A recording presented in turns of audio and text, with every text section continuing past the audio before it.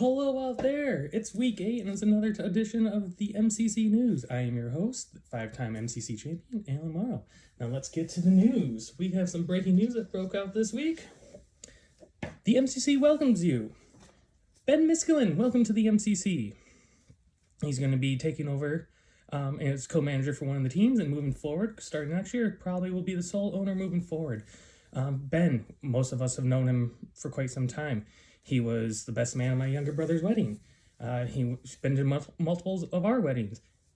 A lot of us went to his wedding earlier this year. For some of you who don't know him, he's a soccer player. He's torn his ACL. He loves cars. And here, a nice photo of Ben Miskellin, I believe on his honeymoon, looking real fresh and fly.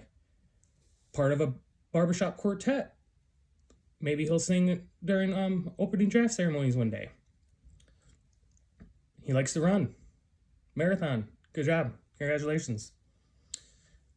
As I mentioned earlier, he got married earlier this year to his lovely wife, Jill. Congratulations. This is Ben with a Ben. He's also a big Red Wings fan. I've been to multiple hockey games with him. He's nuts. So, Ben Miskellin, welcome to the league. I hope good fortune for you against everybody except for myself. With that, sadly, we must say goodbye to someone. A original member of the MCC, Mike Cortez. We hate to see you go, but we love to watch you leave. Cortez, as I said, original member, former champion. He's been great. He's always great. He's always enjoyed to be around with. We're going to miss him severely, but he'll still be around during our threads and our discussions, and even maybe be draft AMC. As some of you know, Cortez likes to celebrate Festivus with the rest of us. Here's him getting the trophy as when he won the champion back in 2020. As I was the defending champion at the time, I gave him the trophy. And the staple of Goat Tees, one of his many great nicknames, Goat Tees, Uncle Mike. And the last photo of Mike and Ben, the current co-managers, celebrating as part of the Good Trier Nation, which is the soccer team that they belong to. So, hate to see you go. It's been enjoy. You're a great trade partner.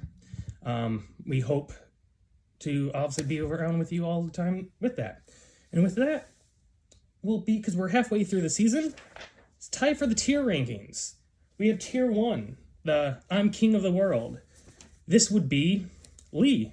He's 7-0. 2 games or more above everybody for that first position. He's having the year of his life. So congratulations, Lee. You just beat Will, who was tied with you as an unbeaten back-to-back weeks. Very strong roster. Good fortune, hopefully, from you here on out. The next tier, tier 2. First the worst, second the best. This would be James and Will. Both of them share the same record of 5-2. As mentioned, Will's 2 losses are only to Lee in the last 2 weeks.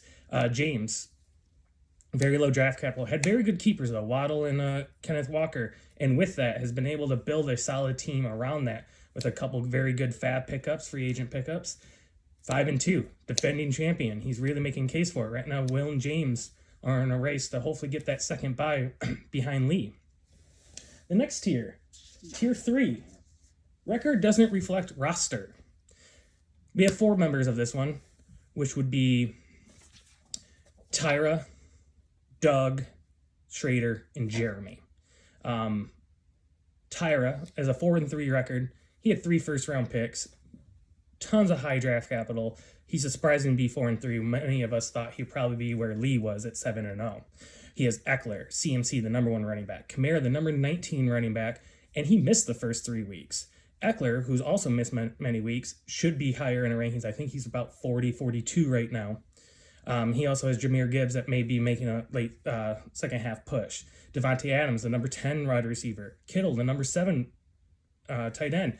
And Jalen Hurts is the number 2 QB. His roster is stacked, and it's just surprising that he's 4-3. I'm sure he'll be just stacking up wins here, moving forward and being safe in the playoffs, as he's currently the 4th position for the playoffs. The next would be Doug. Doug's team, who's also 4-3. He has Mahomes, Kelsey, and that's it. He's been has a mismatch with the rest of the roster. He's lost a lot of players. Mike, as we discussed earlier, Mike Williams, J.K. Dobbins, but he's piecing it together. But his roster doesn't seem great. He's made a smart trade with me, with Devontae Foreman, helped win him last week. Let's see if he can keep this going as in that 5th spot. The next would be Schrader. I have no idea how Schrader's 4-3. He has no idea how he's 4-3. He has Olave, Raheem Mostard's a number 2 running back. That's basically been it. Aaron Jones has been hurt, but that's one of his better players. I have no idea how he's 4-3. He has no idea how he's 4-3. Keep it up, keep going. Jeremy is a surprise 2-5 participant. Once again, another person with so much high draft capital, just not stacking any wins.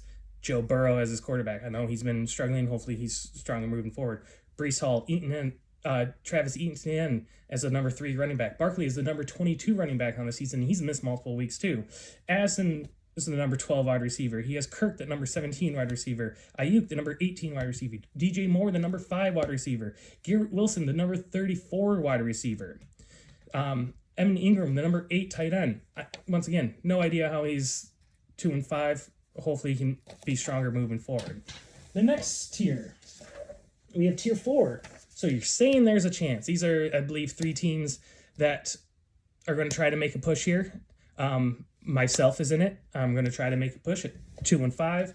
Basically, I can have maybe lose one more time or I'm out. I think I've had a couple hiccups with injuries. Hopefully moving forward. The Cortez/Ben team, they're 3-4. They just beat me, but they're also, as Ben stated, he has a roster. He's not going to make any moves in his first week here. He's going to see how it goes. You know, Justin Fields is hurt, but maybe he comes back. He can make this late push for that 6th final playoff spot in the second half of the season. Gabe is another one. Low draft capital. His roster is a little iffy here. He's kind of stated he's going to start selling, but if he wins 1, wins 2, he's back in the thick of things. And I think Gabe can really make a push forward, especially as a former champion. He knows what it takes to win. And our last tier, tier 5. We're on to 2024. Jim, he's 0-7. He's probably eliminated from the playoffs. He's going to have to win all 7 weeks here to maybe have a chance at 7-7. So that's the easy one. He has a good roster, too. It's just things are not breaking for him. The last participant in this one, Binky. He's 3-4. He actually has a higher record than Jeremy and myself, but I put him in here. His roster is not great. I have no idea. Once again, one of those surprising 3-4 teams. He has Achan, who's hurt, but he is really scraping the barrel. Good job being 3-4, but I don't see great things moving forward. All right, and that brings us to our matchup of the week. Real quick, it's Doug and Will. Will is trying to snap his 2-game slide, being 5-2, and trying to get back in that win column. Doug, who's trying to get in that contention to get maybe in that second spot, he's 4-3, and with his roster and some of the injuries, if he can get a couple wins here and keep a playoff spot safe, that'd be great. If not, he's losing. He can fall behind. But it's a big matchup between these two. Hopefully, we'll see who comes up on top. And our last segment here, the Towers Fab Thoughts. This is very interesting. I did some deep diving into some of our fab spending. Wide receivers, we spent the most fabs combined as a league, $173 a fab on 28 different players. The next is running backs, of course, $157 on 37 combined players. It's kind of weird. I expect maybe the running backs be higher. Quarterbacks, we've only spent $31 combined. 22 of it is all from Jeremy for pickups on Sam Howell and Geno Smith in their respective weeks. With that, we have, just on the record, our top 10 fab players this year. Number 1 was Lee, spent $27 on DiCarmano in week 6. Fun fact here, he dropped DeMarcado, and I was able to pick him up this week for $3. So in less than 2 weeks, he lost $24 worth of value. The next was Dobbs. Binky picked up Dobbs in week 2 after Jeremy dropped him as a keeper for $26. That was our second highest waiver claim so far. Next would be James, his great Kyron Williams, which gets James to that 5-2 in week 2. He spent $22. The next was Josh Palmer, Doug, with the $21 fab spend, which is a big spend for him. It's keeping him in contention. He lost Mike Williams. He kind of had to do it. Will with one solid pickups of Puka Nakua for $20 in week 2. It might be the best pickup still so far this season. He'd be a great keeper. Anybody should want to keep him with the 7th round keeper pick selection. Fantastic. Surprising, in week 2, James also spent $18 on the Patriots wide receiver Kendrick Bourne. He's been dropped and actually picked up since later on for more fab. A lot of people are spending fab on Kendrick Bourne. The next would be Lee's pickup of Josh Kelly in week 2 for $17. Once again, he was dropped. He's been picked up since too. Not a great pickup. The next might be one of the worst pickups so far.